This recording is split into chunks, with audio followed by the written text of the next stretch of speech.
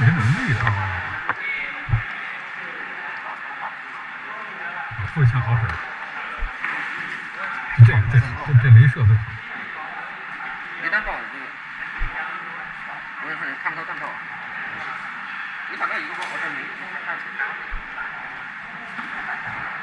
老师，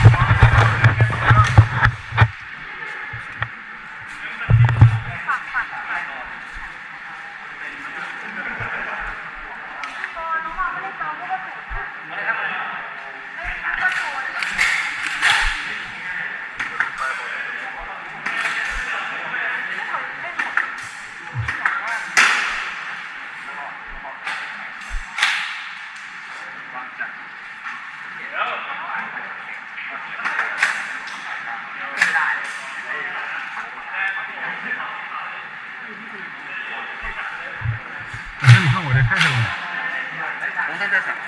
สีขาวยืนหน้าห้องเลยครับสีขาวยืนหน้าห้องสีดำเลย 红在这里。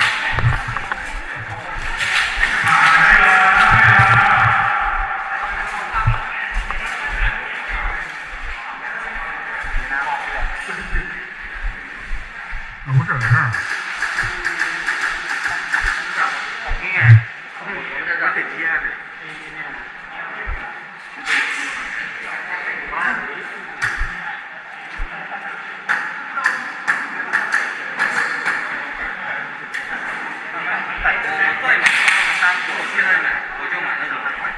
短的，怎么样？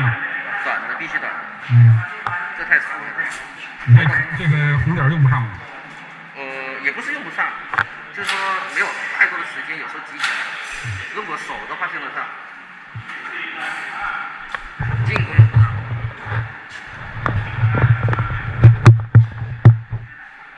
要分时间，你手的话绝对用得上。进攻哪时间看了记。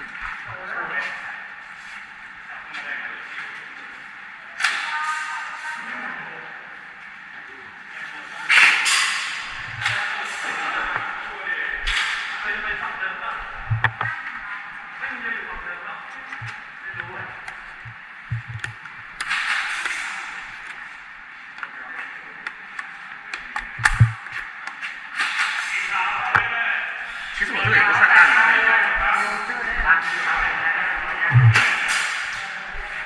เกิดไป2 ครั้งนะครับ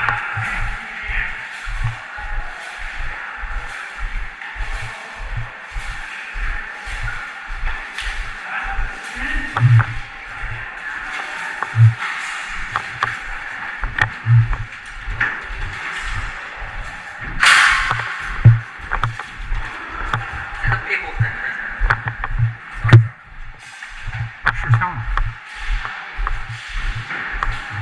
我发现激光也是没啥用。有用。盲打，只能说是盲打。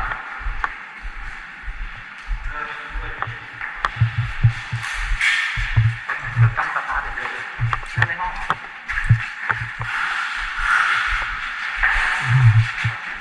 有一个可以问题的各位。我三次那小朋友，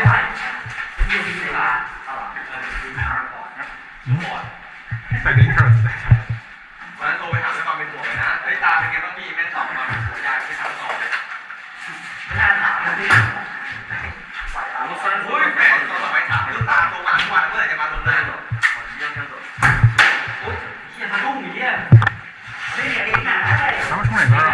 从这边，这边，这边，